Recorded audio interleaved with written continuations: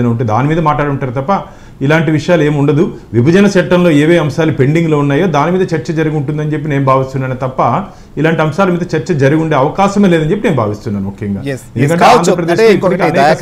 సతమతమైపోయాం. ఖచ్చితంగా రెండు రాష్ట్రాల మధ్య సమస్యలు పరిష్కరించుకునే దానికి అటు చంద్రబాబు నాయుడు నాయకత్వంలో పనిచేస్తున్నటువంటి ప్రభుత్వం కావచ్చు, ఇక్కడ రేవంత్ రెడ్డి నాయకత్వంలో ఉన్న ప్రభుత్వం చాలా సంసిద్ధంగా ఉంది. ఖచ్చితంగా వాటిని కూడా పరిష్కరించుకుంటాం. కానీ సెంట్రల్ వైపు నుంచి కూడా ఈ రెండు రాష్ట్రాలు విడిపోయిన తర్వాత నష్టపోయాయనేటువంటి భావన రాకూడదంటే ఖచ్చితంగా సపోర్ట్ కావాలి. ఆ రకంగా ఈసారి ప్రధాని నరేంద్ర మోదీ కూడా రెండు రాష్ట్రాల పట్ల వ్యవహరించాలనేటువంటి అంశాన్ని ప్రస్తావిస్తున్నారు. సో దీని విషయంలో కేంద్రం చేయాల్సినటివి, కేంద్రం ఈ రెండు రాష్ట్రాలకు కల్పించాల్సినటువంటి ప్రయోజనాల అంశంలో ఈసారి సానుకూలంగా స్పందించి పరిష్కరిస్తారా? ఇది ప్రధానంగా కూడా మీరు రియాక్ట్ కావాల్సిన అంశం. ఖచ్చితంగా ఈరోజు ఈ రెండు రాష్ట్ర ప్రభుత్వాలు కలిసి చర్చించుకున్నాయి కాబట్టి ఏది అంశాల మీద ప్రాధాన్యత ఇచ్చారో, ఏ అంశాల మీద మాట్లాడుకున్నారో కొద్దిసేపట్లో మనందరికీ తెలియబోతుంది. దాంట్లో కేంద్ర ప్రభుత్వం ఎక్కడ ఏ సందర్భంలో జోక్యం చేసుకోవాలో ఖచ్చితంగా మేము జోక్యం చేసుకుంటాం, పెద్దన్న పాత్ర పోషిస్తాం. అందరం ఇదంతా భారతదేశంలో భూభాగమే కదన్నా, ఆంధ్ర కానీ తెలంగాణ కానీ ఇదే మనమేమో పాకిస్తాన్ సమస్య చర్చించట్లేదు కదా. కాబట్టి ఖచ్చితంగా సానుకూల స్పందన ఖచ్చితంగా ఉంటుంది. ఈరోజు కాదు, గతంలో కూడా ఆంధ్రప్రదేశ్ కానీ తెలంగాణ విషయంలో, రాష్ట్రాల విషయంలో కానీ కేంద్ర ప్రభుత్వం ఎక్కడ కానీ సవితి తల్లి ప్రేమ చూపించలేము. ఖచ్చితంగా అందరూ భారతదేశంలో అంతా ఉన్నటువంటి అన్ని రాష్ట్రాలని ఒకే విధంగా మేము చూడడం జరిగింది. ఎక్కడ ఏ రాష్ట్రానికి మేము అన్యాయం చేయలేదు. కేంద్ర ప్రభుత్వం ఎన్డీఏ పాలనలో ఎవరికి ఎక్కడ అన్యాయం చేయలేదు.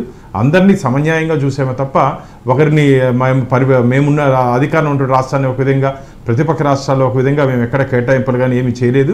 ఆ విధంగానే ఇప్పుడు కూడా ఖచ్చితంగా ఉంటుంది. ఆంధ్రప్రదేశ్ అంటే విడిపోయినటువంటి ఆంధ్రప్రదేశ్లో అనేక సమస్యలు ఉన్నాయి కాబట్టి ముఖ్యంగా గత 5 సంవత్సరాల్లో పూర్తిగా ఆంధ్రప్రదేశ్ని ఒక ఇమేజే మారిపోయింది. గతంలో ఆంధ్రప్రదేశ్ అంటే ఒక అన్నపూర్ణ ప్రదేశ్గా పేరు ఉండేది, ఎక్కడ పోయినా ఒక మంచి పేరు ఉండేది. ఆ 5 సంవత్సరాల్లో మా దురదృష్టం ఒక నియంత పరిపాలన చేతుల్లో ఆంధ్రప్రదేశ్ రాష్ట్రం పోయిన కారణంగా ఆంధ్రప్రదేశ్ని అరాచక ప్రదేశ్గా, అవినీతి ప్రదేశ్గా, అప్పుల ప్రదేశ్గా, పూర్తిగా అంధకార ప్రదేశ్గా మార్చినటువంటి ఘనత జగన్మోహన్ రెడ్డి గారికి దక్కింది.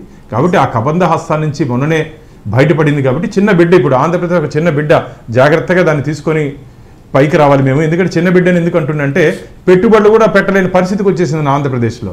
5 సంవత్సరాలు ఎవరున్న వ్యాపారవేత్తలు రావాలంటే, పెట్టుబడులు పెట్టాలంటే ఈ అధికార పార్టీకి వాటాలు ఇచ్చేదానికన్నా బయట రాష్ట్రాలు పెట్టుకుంటే మంచిదని చెప్పి వెళ్ళిపోయారు అంతా.